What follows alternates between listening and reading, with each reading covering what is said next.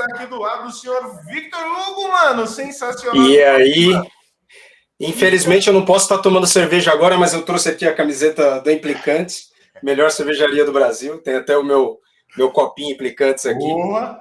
Aí sim. É da onde ela? Ela é de Porto Alegre, uma cervejaria fundada e gerenciada por pessoas pretas, fenomenal, cervejas maravilhosas, e eles têm um copo foda, mandando foda-se o racismo. É isso aí. Muito foda, sensacional demais.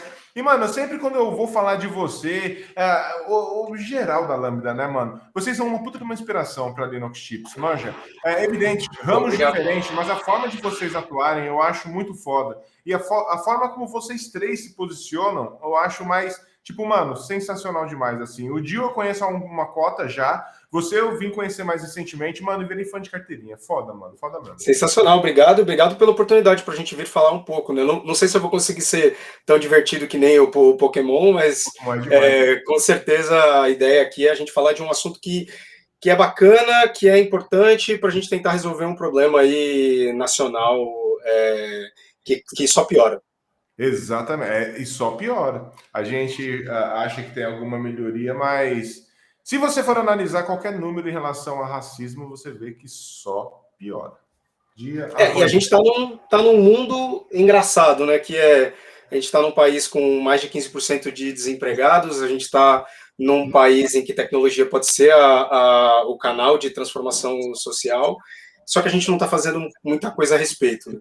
Então, acho que tem um papel importante aí, de repente, um canal como esse, para aquelas pessoas que estão em início de carreira, no meio de carreira, ou de repente mais avançado na carreira, é importante a gente entender qual que é a nossa responsabilidade, né? E o que a gente consegue fazer, e o que dá para fazer a respeito. E ainda mais pessoas que têm voz, mano. Se você tem voz, use-a para alguma coisa, sabe? Se você consegue de alguma forma atingir pessoas, né, impactar pessoas, faça isso, é sua obrigação, porque senão não faz o menor sentido você ter voz, tá ligado? Então não faz. Exatamente. E em função disso, cara, eu não sei como é que a gente vai fazer, tá? Mas eu propus lá no Twitter de que eu ia doar 2 assinaturas completas da Alura anuais. Bom, fica aí a chamada para a galera. Não sei como vai ser feito o sorteio. Eu estou só aqui trazendo um pouco da disponibilidade aí. Sensacional demais. Eu falei pra galera o seguinte, Victor. Eu falei que para eles compartilharem, tudo que eles compartilharem com a hashtag do evento, daí depois a gente usa aqueles mecanismos de fazer sorteio através de hashtag, aí eu pego os treinamentos da Linux Chips, pego outros rolês que os caras vão dar, e também o seu da Lura, e já vem aqui de antemão agradecer demais, mano, porque vai ajudar imensamente, mano. Conteúdo foda. Incrível, vambora. Muito bem, vamos lá então. Vou aqui, quando você puder compartilhar, vamos compartilhar a tela. E começar. Muito bem. Olha só, o palco é todo seu. Seja muito bem-vindo aí. Incrível. Aqui por enquanto? Tá. Fica à vontade. Avisa para mim quando efetivamente estiver tudo aparecendo aí. Eu vou. Já está, já tá o slide. Legal, incrível. Mano, galera, e bora lá. Boa palestra, mano. Boa. Valeu. Bom, galera, eu sou o Victor. Você, quando fala que eu sou fundador, hoje atuo como CEO da Lambda 3, você pensa, né, nesse papinho Faria Lima, né, de que por algum motivo eu trabalhei muito duro, conquistei tudo com o meu próprio esforço e se eu conseguir, todo mundo consegue, né? E, bom, eu estou aqui para falar para vocês que isso é uma tremenda mentira. Então, fiquem tranquilos que eu não vou aqui defender um discurso meritocrático. Mas, na verdade, eu acho que é interessante a gente falar do porquê que cada vez mais a gente vem ouvindo essa história da gente falar sobre diversidade racial, por que a gente vem cada vez mais puxando uma conversa sobre como que a gente, como lideranças dentro das organizações, então você que está no metade da carreira, ou você que está numa jornada de se tornar uma liderança numa organização, seja montando sua própria empresa, seja se tornando um executivo, seja se tornando um gestor, se tornando um coordenador, o que quer que seja, né? Por que de repente, está todo mundo falando sobre esse negócio? Né? E se eu posso dizer para vocês primeiro, a gente precisa construir referências diferentes sobre liderança, né? Então, o teu papel na tua jornada de liderança é encontrar aquelas referências que são diferentes, então para de compartilhar frase e ação de bilionário, começa a olhar para quem realmente está trabalhando para mudar a maneira como a gente enxerga as organizações, a maneira como a gente enxerga a gestão, a maneira como a gente enxerga inovação. Então, dá uma olhada nessas pessoas que estão na tela, que são pessoas que têm, além de uma acuidade empresarial, além de serem super bem-sucedidas, estão efetivamente tentando mudar o ambiente em que elas trabalham. Tá? Não temos tempo para falar de todas elas, mas sugiro que vocês procurem, pesquisem, porque são pessoas fenomenais. Bom, mas por que a gente está falando sobre isso? Né? E por que mudar as referências de liderança e por que conhecer sobre esse perfil de liderança antirracista para a tua organização? Para parar de fazer merda.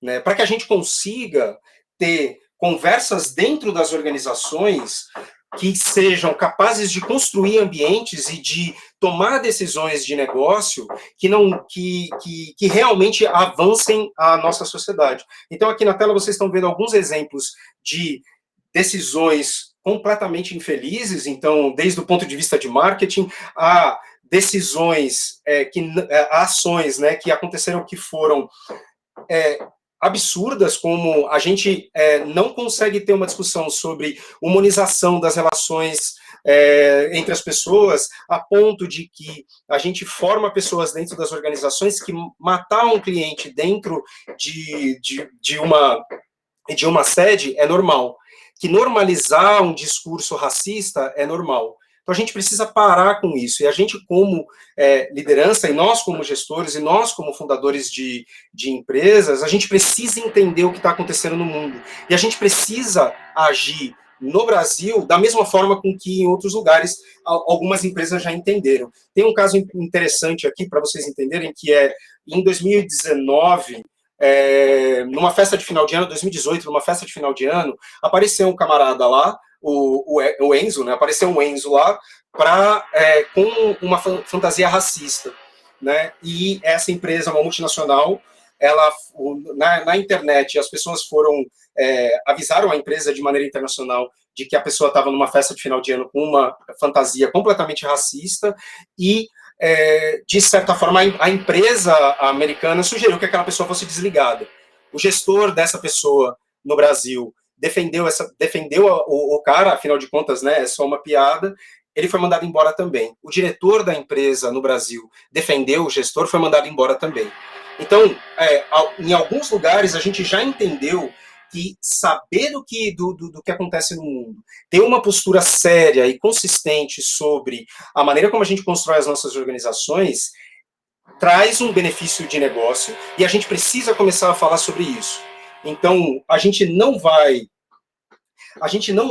convencer todas as pessoas de que a gente precisa formar novas lideranças diversas, de que a gente precisa investir em ambientes diversos, somente com um discurso porque é bom, porque é efetivamente necessário, porque é uma questão de justiça social. A gente precisa ampliar e aprofundar essa discussão, porque a gente já sabe hoje que também é péssimo para os negócios. E aí, a gente está, né, quando a gente chega nas organizações, então eu trabalho na área de TI há um pouco mais de 20 anos, e a gente chega nas organizações, e não é à toa, né, que o The Office é um sucesso tão grande, principalmente porque a gente consistentemente construiu empresas que funcionam exatamente igual a esse espaço. E que tem as mesmas posturas, e que tem os mesmos problemas. E pode parecer besteira, tá? Mas a gente, de certa forma, construiu espaços em que é comum a gente ver os 50 tons de branco acontecendo como se fosse a coisa mais normal do mundo. E como são esses espaços que a gente construiu, né? E aqui alguns exemplos, sem pontuar um ou outro, a não ser a Coca-Cola, né? E o Comitê de Diversidade LGBT da Coca-Cola conseguiram trazer para a empresa uma baita diversidade, mas a gente precisa começar a olhar para isso de uma maneira mais crítica. E a gente não vai convencer essas empresas a olhar para a diversidade e a olhar para a formação de lideranças mais diversas somente com um discurso de responsabilidade social. Essas empresas não são assim por acidente, elas são construídas assim. Então a gente precisa começar a entender o que está por trás dessa construção e começar a falar um idioma parecido, porque a gente não vai mudar a forma como essas empresas se organizam, se a gente não falar sobre o que é importante para essas empresas. Falar somente sobre inclusão e justiça social não é suficiente, não tem sido suficiente. Bom, o que acontece nas empresas hoje, né? Então, tem um estudo do Gallup Institute, já que ele, eu nem atualizo esse slide, porque ele se comprova todos os anos. 70% dos empregados das empresas estão desengajados. E o que isso significa? Cara, essas empresas, e provavelmente as empresas que todos nós trabalhamos, é comum as pessoas estarem desengajadas porque a gente construiu espaços que são tóxicos, espaços que deixam as pessoas doentes, espaços que não são capazes de tornar a relação de trabalho mais humana.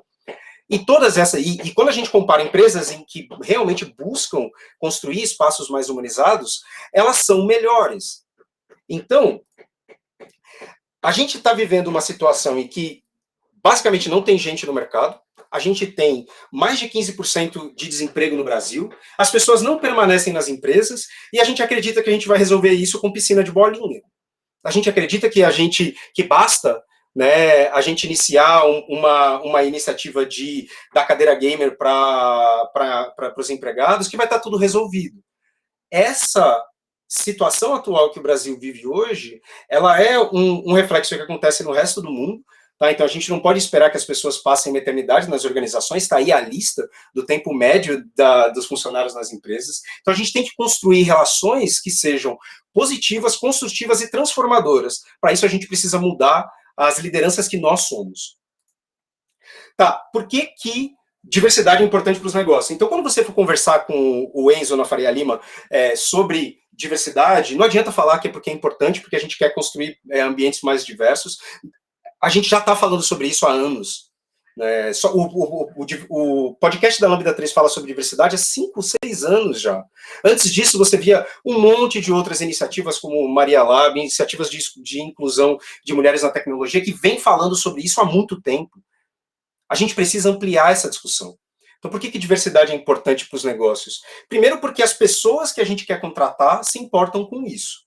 Então, mais um estudo da Conexão Comércio, dizendo que hoje as profissionais que buscam trabalhar em uma empresa estão mais inclinadas a trabalhar em empresas que estão conectadas com causas de responsabilidade social corporativa. Então, hoje, a startup que você tem, o banco que você trabalha, a empresa que teoricamente quer ser inovadora com que você está buscando emprego, essa empresa está com uma mega dificuldade de trabalhar. E as pessoas estão saindo de ambientes tóxicos para procurar outras empresas. Por quê? Porque o mercado está tão aquecido que é possível fazer isso. O mercado está contratando tanta gente e muito provavelmente não quer fazer um trabalho de base, de formar pessoas e trazer para a área de tecnologia, que ele consistentemente perde pessoas por ambientes tóxicos, por ambientes que não promovem diversidade, por ambientes que não discutem estruturas de poder. Então, na pior das hipóteses, é importante para uma empresa focar em ambientes mais diversos e se conectar com causas de responsabilidade social, porque senão os funcionários vão sair. Além disso, um estudo da Accenture Strategy na Harvard Business Review mostrando que os clientes se importam. Uma organização focada e conectada, né, com propósitos de responsabilidade social, faz com que os próprios clientes tomem decisões de seleção. Então, os clientes começam a olhar para essas questões de uma maneira a diferenciar organizações que estejam dentro do seu propósito, dentro das suas ações, comprometidas com questões de diversidade. Então, os funcionários querem, os clientes querem, e aí para a gente é mais rentável. Hoje existe, de maneira geral, um fator extremamente positivo de empresas que têm no seu quadro de funcionários uma maior diversidade, tendem a ser mais rentáveis. Quando a gente pensa em startup, no mundo de startups, normalmente, startups que têm no seu quadro de fundadores times mais diversos, tendem, apesar de terem menor acesso a investimento, quando eles recebem investimento, eles tendem a receber mais investimento. Você adiciona isso a o fato delas, de maneira geral, performarem melhor financeiramente. Por que a gente não vai falar de diversidade nas organizações? Por que a gente não vai construir times diversos? E aí eu tenho certeza que no chat aqui alguém vai responder, por causa do racismo, obviamente. Eu acho que tem aí um aspecto importante que é a gente aprofundar essa conversa, né? Então, sim, é melhor para o mundo nós temos ambientes mais diversos, é melhor para as pessoas que trabalham, mas é também melhor para os negócios. Então, eu enxergo que essa conversa de diversidade racial, de ampliar as vozes dentro da nossa comunidade, de trazer novas pessoas, é um fator não só de justiça social, mas ele também é um fator de performance, lucro e inovação. A gente já sabe hoje que a gente precisa de times mais diversos para que consistentemente a gente consiga inovar mais. A gente já sabe hoje de que performance e lucro são afetados à medida em que a gente busca um grupo de pessoas para a organização mais diversos. Bom, como que eu acredito que a gente constrói espaços e como que é a jornada de uma pessoa como eu, né? Hoje eu sou um executivo de uma empresa, eu já fiz tudo que podia existir de tecnologia, até de tudo, sysadmin, dev, redes engineer, manutenção de computador, instalação de cabo de rede e tudo. E à medida em que a gente entra numa organização e à medida em que a gente participa dos espaços de trabalho, é importante entender de que as pessoas possuem comportamentos por causa do ambiente que a gente cria para elas trabalharem. E esses ambientes são criados baseados nos princípios e valores e crenças das pessoas que montaram esse ambiente. Então é assim, se eu acredito que as pessoas não são confiáveis, eu vou criar um ambiente de extremo controle, e ambientes de extremo controle promovem comportamentos individualistas. Esses comportamentos individualistas, eles vão reforçar os princípios e valores. Lá, tá vendo? Eu não disse que eu não podia confiar nas pessoas. Então a gente, começando a construir espaços de trabalho, a gente precisa entender quais são esses princípios e valores que estão por trás de nós mesmos. E como a gente favorece princípios e valores que sejam de maior colaboração, que sejam inclusivos e que tragam valores de inclusão e diversidade. Para que aí sim esses ambientes possam ser ambientes que promovem comportamentos construtivos, que promovem comportamentos de inclusão. Bom, existe um framework antirracista chamado de OMA Framework, que foi usado na Inglaterra para treinamento de policiais e redução da violência policial. Mas ele parte de 4 expectativas, né? Propriedade, entendimento, motivação e ação. E é um pouco que a gente precisa começar a falar e admitir, né, dentro das nossas organizações. Acho que o primeiro de tudo passa por entender que existe racismo. Reconhecer a existência do racismo em todas as relações é o primeiro passo. Eu falo porque eu estou dentro desses círculos, eu participo de reuniões com executivos, eu estou em lideranças de organizações, e todas aquelas empresas que estão naquele outro slide lá, Faria Limer, todas elas acreditam que não existe racismo na empresa. As pessoas podem falar o que elas quiserem, né? E eles promovem a diversidade. Então, é quase como se a gente tivesse uma tela na nossa frente, na nossa cara, que não nos deixa enxergar a realidade das interações humanas. Então, o primeiro passo é a gente reconhecer, e isso assim, mesmo na Lambda 3, como qualquer outra empresa que se diz trabalhando e com um compromisso real de diversidade, precisa admitir que sim, a gente nunca vai construir espaços que não sejam espaços, que sejam espaços totalmente justos, porque a gente vive num contexto social, a gente vive numa cultura dentro do nosso país que é racista, que é classicista. Eu acho que a gente precisa, entendendo isso, reconhecendo a existência dessas relações de poder e reconhecendo isso, aí sim a gente passa a entender o que significa esse racismo, até onde ele vai, né, o que significam as discriminações e gerar compromissos que nos ajudem a conter essas estruturas de opressão, para daí sim promover ações de inclusão e promover ações que contradizem a exclusão. Você, quando está numa jornada de liderança, você precisa entender que o teu papel é reconhecer as estruturas de poder. Não existe nenhuma conversa que você tenha, nenhum momento que você tenha dentro da organização que não exista uma relação de poder, que não exista uma estrutura de poder. Até mesmo numa empresa como a Lambda 3, que tenta construir um espaço de hierarquias reduzidas. O nosso papel como lideranças é, primeiro, reconhecer essas estruturas de poder e trabalhar para reduzir a desigualdade.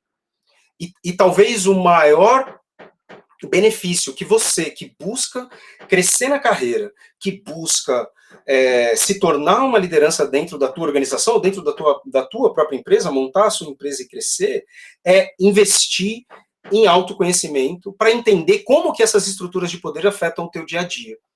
Entender quais são as relações que você faz para dentro do teu trabalho, né, e como você consegue agir para incentivar com que essas estruturas de poder sejam reduzidas.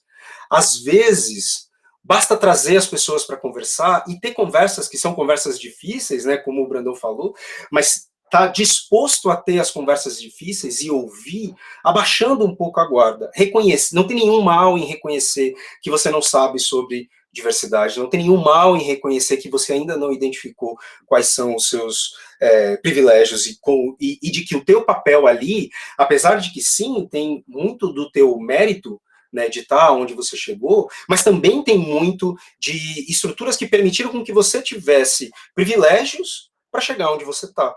E está tudo bem admitir isso. O problema é o que você faz no momento em que você admite isso para frente.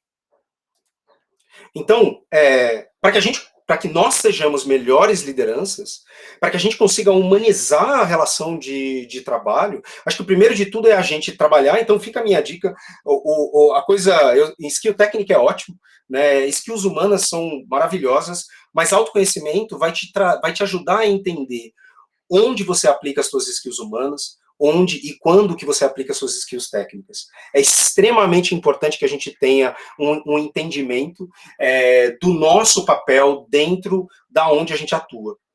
Então, acho que existe uma questão importante, que é, na medida em que a gente começa a aprender, estudar e conhecer sobre diversidade, sobre estruturas de poder, sobre privilégio, não é incomum, né, a gente não se sentir atacado. E tá tudo bem com isso, tá tudo bem se sentir desconfortável numa conversa, né, mas é importante que a gente, através do nosso papel de liderança, a gente também construa uma relação de vulnerabilidade com as pessoas. E a gente só faz isso no momento em que a gente se conhece, a gente só consegue se tornar lideranças, e o trabalho antirracista está muito nisso, em a gente ser vulnerável para entender aonde a gente está errando e para criar os compromissos reais sobre mudança. É muito difícil fazer isso quando a gente, no mundo corporativo, espera comportamentos masculinistas, né? Espera não admitir erro. A gente vive a cultura do manda quem pode, obedece quem tem juízo. Se eu posso dar algumas dicas sobre como fazer isso, eu acho que a primeira coisa é pedir feedback das pessoas e reconhecer os próprios erros. Não tem mal nenhum, não cai a mão. Você não se torna uma pessoa mais fraca com isso. E, principalmente, começa a entender quem você consegue, dentro da sua organização, suportar para que a gente possa diminuir as estruturas de poder. Quem são as pessoas que você mentora? Quem são as pessoas que você promove? De quem são as vozes que você amplia? Se você está numa posição de liderança, construindo uma posição de liderança dentro da tua carreira, começa a oferecer oportunidades para pessoas que não estão na mesma posição que você. E quando você entende que isso tem um componente racial dentro disso, aí sim que essa atuação tem que ser mais consistente. Porque aí a gente está lutando contra estruturas de poder que não são só nas organizações, mas são na sociedade. E mesmo quando você faz uma cagada, mesmo quando você erra, fala uma merda, eu espero que você seja transparente, né? E as pessoas vão esperar isso de você, e não tem nada mais construtivo do que a gente demonstrar o erro e admitir o erro, sem fazer desculpinha, e às vezes a gente erra, eu já errei muito, eu venho de uma cultura de 20 anos na TI, onde basicamente não tinha mulher na TI, eu me formei numa universidade de que as únicas pessoas não brancas éramos eu e mais 2 intercambistas moçambicanos. Então a gente precisa entender que a gente vem de condições e estruturas que a gente precisa admitir e tentar mudar. Então é nosso papel fazer isso. Eu acho que é importante entender, a gente espera, quando constrói ambientes, a gente espera que os times simplesmente funcionem. Mas existe conhecimento muito claro sobre por que os comportamentos acontecem e, dadas as disfunções que os times apresentam, o que a gente precisa atacar. Então, essa pirâmide que vocês estão vendo é do livro do Pat Pilancioni, das 5 disfunções de um time. Então, é importante entender o porquê que alguns comportamentos acontecem. Porque, por exemplo, que você entra num time e o time tem aquela harmonia fingida, né? Todo mundo se pega no background, mas a hora que precisa sentar e discutir sobre o problema, não existe conflito. Então, é importante entender que para a gente construir times e como num papel de liderança, num papel de referência, o teu papel é ajudar a construir times mais saudáveis, mais colaborativos, né, em que as pessoas confiam umas nas outras, é importante entender quais são os comportamentos e o reflexo de comportamentos problemáticos e o que está por trás disso. Um time que não treta tem um mega problema. Um time que não treta de maneira construtiva tem mais problema ainda. E o que está por trás disso? Está por trás a falta de confiança. Só que para as pessoas, né, sentirem confiança, elas têm que estar em ambientes em que elas se sintam seguras. Não dá para construir a confiança com seus pares se todo dia você ouve uma piada homofóbica. Não dá para construir a confiança nos seus pares se o racismo é inerente dentro das relações de dia a dia de trabalho. Então a gente precisa trabalhar isso. Senão a gente não vai conseguir construir times, empresas, organizações focadas nos resultados se a gente não resolver o que está na base. Então nosso papel como lideranças, ajudando a construir organizações, é entender esses conflitos, entender essas estruturas de poder, reconhecer os comportamentos que são problemáticos e construir espaços de maior confiança e transformação. Fica a referência para vocês aí. Um outro ponto importante quando você está nessa jornada de carreira de liderança é que aquilo que não está claro amplia as opressões. Então, o exemplo do filme desse filme tem muito a ver com isso, né? Não existiam regras claras sobre como avançar e se tornar uma engenheira, e o que acontece no filme, né? A gente efetivamente vê de que a regra muda. E é exatamente isso que acontece nas organizações. Quando a gente fala sobre promoção, quando a gente fala sobre quem recebe uma vaga, quando a gente fala sobre quem é contratado. Se não existe um direcionamento claro, se não existe um viés consciente de que a gente está trabalhando para reduzir as opressões nas organizações, as opressões vão ser continuadas. A gente não está no momento em que dá para dizer assim, não, tudo vai dar certo. Ou você trabalha de maneira consciente para reduzir opressões dentro do trabalho, ou você é conivente com elas. Não existe meio termo. Para a gente finalizar, o último exemplo, né? Vocês devem ter visto, e por que eu estou falando isso, né? Lá e essa conversa, esse bate-papo sobre Faria Limer e como que são as organizações ali e tal, a Magalu foram 2 seleções, uma em 2017 e uma em 2020, seleção de trainee focado em pessoas negras. Né? E aí você imagina como que a Faria Lima respondeu. Mas o mais interessante desse processo seletivo de pessoas negras dentro da Magalu foi uma percepção, né, do Federico Trajano, que eu vou ler na íntegra aqui para vocês. Tem várias constatações, mas uma delas é mais dolorosa. é que em vários programas de trainee as empresas disputam os profissionais. Esses dessa safra de trainees focado na seleção de pessoas negras são, no mínimo, tão talentosos ou mais do que as safras anteriores.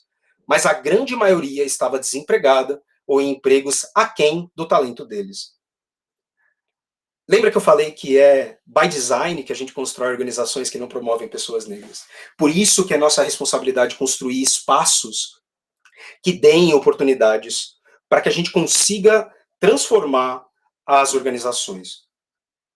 Essa frase, ela é bastante importante para a gente entender que provavelmente nas empresas em que vocês trabalham, que estão tentando fazer trabalho de diversidade, ou não, ou ainda não estão, provavelmente tem pessoas ali que talvez não tiveram ainda a oportunidade de serem promovidas, não porque elas não entregam o trabalho tão bem quanto todo mundo, mas por causa de vieses inconscientes que garantem a reprodução de opressões.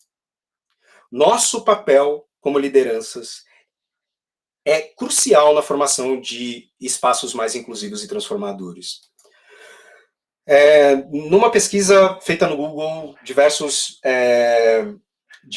times, eles têm centenas, se não milhares de times, eles pegaram os times que eram mais competentes, com melhor performance, e tentaram elencar o que traduzia esses times, né? O que fazia com que esses times eram os mais competentes. O primeiro de tudo é segurança psicológica.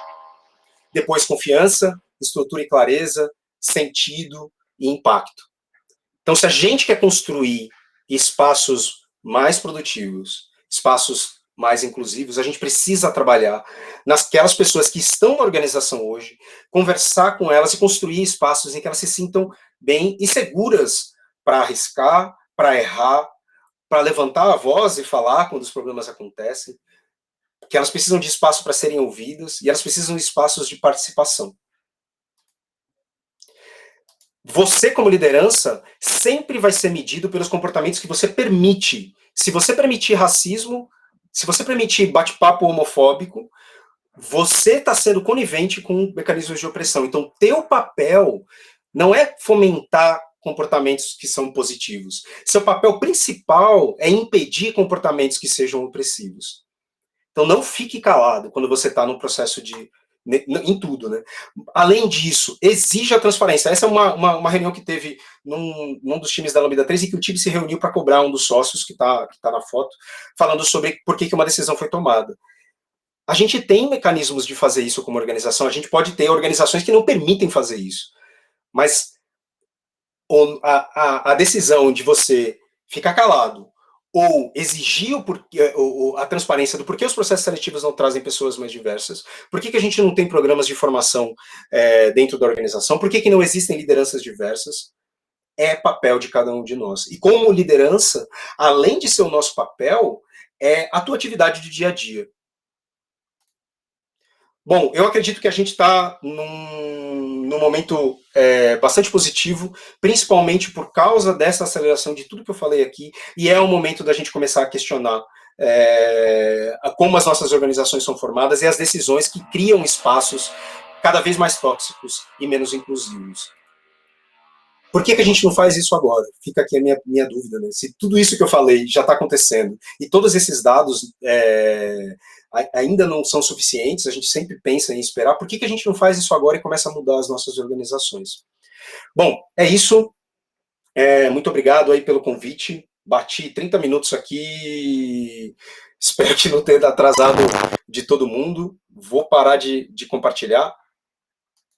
De forma alguma, mano, e que tal que essencial, fundamental, assim, para o momento, nem vou falar para o momento, porque fica muito, que tal que fundamental pra gente, assim, e foi sensacional. Eu queria só, mano, foi sensacional, a galera curtiu pra caramba, tem uma galera aí que tá meio tonta até agora, porque bateu forte, e para quem tem dúvidas que somos uma sociedade racista, durante essa talk, a gente baniu, sei lá, 5, 6 pessoas.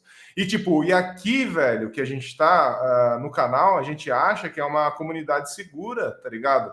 Então, tipo, imagina, comentários do tipo, eu achei que fosse canal de tecnologia, assunto muito progressista. Caralho, que porra é essa, chat? Imagina, que loucura é essa, chat? Não pode. Um amigo comunista meu diria que, na verdade, esse é um papo muito liberal. Liberalista. Porque eu particularmente não concordo, mas é uma questão. A gente faz tudo isso e fala sobre tudo isso, não necessariamente porque a gente é bonzinho, mas porque também traz resultados financeiros. E é isso que a gente precisa começar a entender e descobrir. Né? E eu acho que falar mais sobre resultados é importante para que a gente consiga, porque essa discussão, ela permeia qualquer posicionamento político. É importantíssimo que a gente tenha discussões mais profundas e claras sobre os ambientes que a gente cria. Né? E ambiente de tecnologia, ainda hoje, a gente teve cliente da Lambda 3 que perdeu o time de 20 pessoas de uma hora para outra, porque o ambiente era uma merda. Então, que coisa mais importante do que como a gente constrói ambientes que mantêm as pessoas no mercado de tecnologia, que tem em torno de 70 mil vagas por ano que não são preenchidas, é necessário esse papo. Ó, tem aqui perguntar aqui, ó, se tem algum livro para entender melhor essa discussão. Você recomenda alguma coisa, alguma thread? Cara, até tem livros sobre inclusão e diversidade. Eu acho que tem muito estudo acontecendo hoje, estudo científico, universidades e tal. Eu tenho essas referências todas, eu passo e coloco para vocês aí sobre isso. Mas livro em específico, nesse momento, fugiu da memória aqui, não rolou. Mano, eu tenho uma boa ideia. É só seguir aí, mano, o Victor Hugo lá no Twitter, lá, acompanhar as threads, que vai ser sensacional. Sempre tem muita coisa legal. Então, você já sabe, eu acho que exclamação Victor aí, ele vai trazer a rede social dele. Então, sigam lá no Twitter, mano. Pessoa sensacional. Que tal, que sensacional, mano. Você com certeza. Valeu, galera. Hoje, mano. Valeu, obrigado pelo convite, obrigado por me ajudar a participar aqui e vamos aí, quero ver o sorteio como fica. Demorou. No final lá, o último talk vai ser... inclusive, o último talk vai ser do Gabs, mano, lá da Alura. Então vai ser sensacional, vai ter até alguém da Alura lá para ajudar aí nesse rolê. Incrível. Valeu, gente. Mano.